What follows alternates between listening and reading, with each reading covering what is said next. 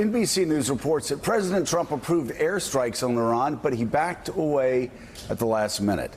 The strikes would have been in retaliation after Iran shot down a U.S. military Global Hawk drone using a surface-to-air missile. The Pentagon has released this video showing the smoky trail left from the attacked drone. And the U.S. says the drone was in international airspace, while Tehran claims it was over territorial waters. Multiple senior administration officials involved in the briefing at the White House said the deliberation told the Times that the military and diplomatic officials expected a U.S. airstrike as late as 7 p.m. last night. And a senior administration official added that the U.S. retaliatory operation was already underway, with planes in the air and ships in position when it was called off by the president. The White House and Pentagon have declined to comment, and the Times says no government officials asked the paper to withhold the article. The U.S. strikes would have been on a handful of specific Iranian targets, including radar and missile batteries. Those officials also tell the Times. Let's go to the White House right now, talk to NBC News correspondent Hans Nichols, and from Doha, Qatar, NBC News Chief Foreign Affairs correspondent Richard Engel. Thank you guys so much for being with us. Let's start with you, Hans, at the White House. What can you tell us? Well, we don't know if this is a pause, guys, or whether or not this is a decision by the president to tamp down those advisors and those in the administration that want to clearly escalate tensions in Iran. What is clear, and there's a lot of reporting out there on this, including the Times, that there was something going on and that they pulled it back. Now, we don't know how far it was going on, but this could be all part of a message to Tehran to let's start talking. And a lot of ways, guys, I think the most important story this morning is the one that Reuters has out of the region, citing Iranian officials saying that a message was sent from President Trump to Iran to let's start talking. So, again, we don't know if this is a pause. We don't know if this is indefinite. But it seems as though the position this morning, and it could all change, is the president wants to give this a little more time to have conversations to de-escalate. Now, we won't really see the president much today.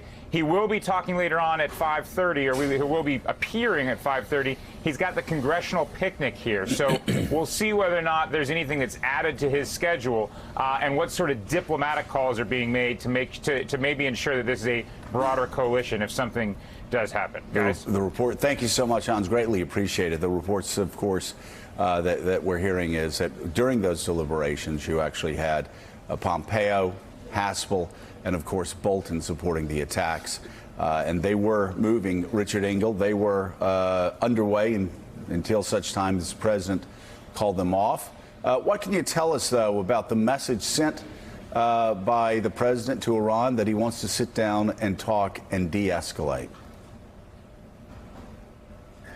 So this is from a Reuters report citing Iranian officials, and according to this report, that while these deliberations were happening, the early stages of a military reprisal, the ships in position, the planes in the air, that a message was sent from President Trump to the Iranian leadership, that it was sent through the Sultanate of Oman, that a country which has played a diplomatic role with Iran in the past, that the message said that the United States does not want war, wants talks, but warned that the military operation was imminent.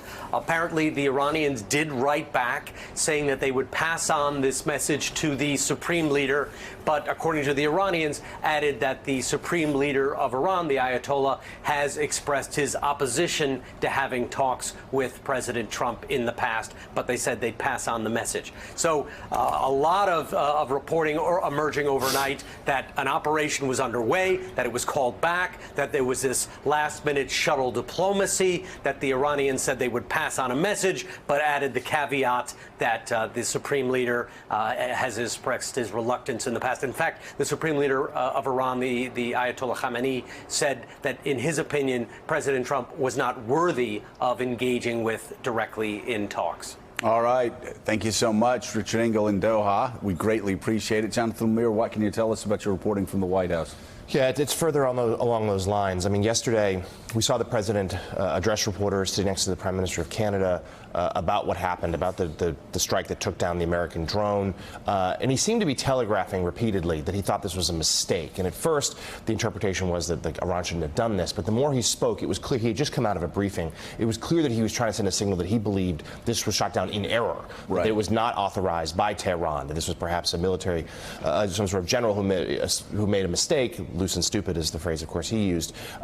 We know the president has been reluctant for weeks now, for months, to escalate military activity with Iran. This is something he's wanted to avoid, despite those around him, most particularly the National Security Advisor John Bolton, pushing towards a conflict with Iran. Bolton has been a hawk on Iran for 4 decades. Right. But the Pentagon did recommend this series of strikes. It was one of a number of options that was presented to the president yesterday. He signed off on it. I mean, the planes were in the air. This was going to happen. It was going to be limited. It was timed for dawn, so it would minimize civilian casualties. It was going to be a few radar batteries, a few other strategic sites, and then something changed. And now what we're still trying to learn is, did the president call it off simply because he got cold feet, if you will? More likely it is because they received some sort of signal from overseas that there could be a next step. There should, if not negotiations, we heard the Ayatollah doesn't want any part of that, but at least some sense to try to de-escalate. But this is obviously a very fluid situation. We're all still trying to report it out as we go. Yeah, now, Heidi, what have you heard from Capitol Hill?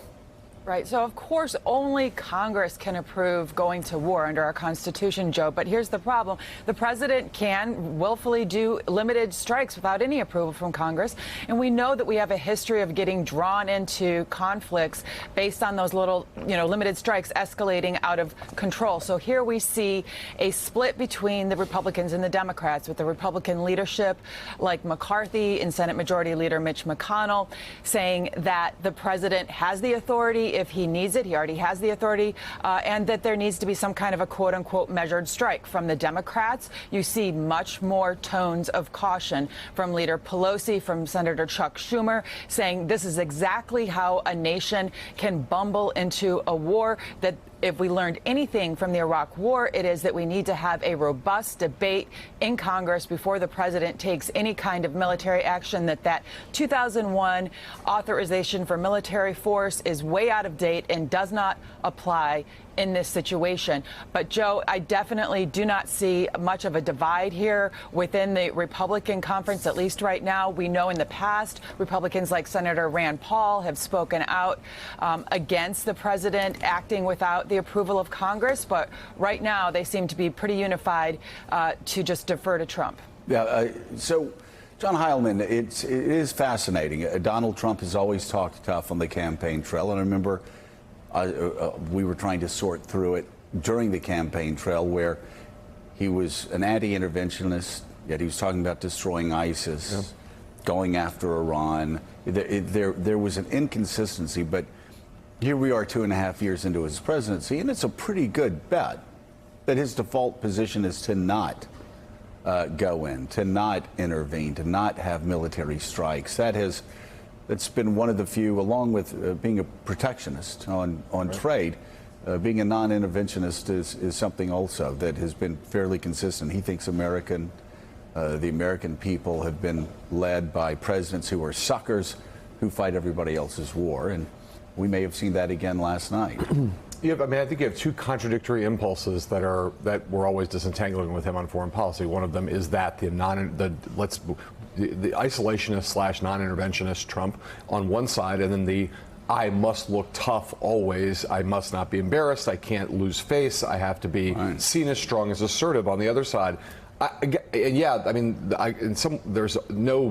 Many presidents have competing impulses on foreign policy. Trump has these. I guess the thing that most comes through to me in the last 24 hours is the question, which is, who feels comfortable right now that there's a clear strategy guiding the American approach to what is an increasingly threatening scenario in the Middle East? But that there's like some kind of here's our strategy, here's what we're trying to accomplish, here's how we're going about it, here's plan A, here's plan B. Who feels comfortable that we are proceeding in that way, as opposed to in a kind of ad hoc, chaotic way where no one really knows who's in charge, no one really knows who's running this policy, and no one really knows where the president's headed, and whether there's a clear idea that the president knows where he's headed or how he's getting there. It feels like adhocracy to me, where the president's competing impulses are pulling him in different directions rather than some kind of orderly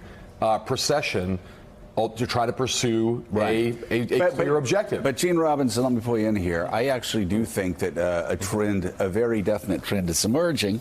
We've been talking about it for some time, and also talking about the limits of Donald Trump's approach, which is to threaten, to bully, to insult, and then to pull back. He, of course, did it most famously in North Korea, where he bullied, he attacked, he called him Rocket Man, he insulted him.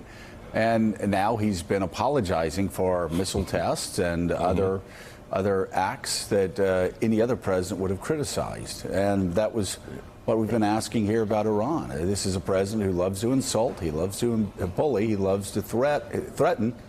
But what happens when our adversaries understand that he's never going to follow through? And by the way, I don't think we should actually bomb Iran unless Britain, France, Germany, and all of our other allies are shoulder to shoulder and say we need to go in. So I'm not here advocating that. I mean, I'm glad Donald Trump stopped this operation at the last moment. And anybody who thinks that we need to start blowing up things in Iran without having the world by our side are fools. But anyway, thanks for checking out MSNBC on YouTube, and make sure you subscribe to stay up to date on the day's biggest stories. And you can click on any of the videos around us to watch more from Morning Joe and MSNBC. Thanks so much for watching.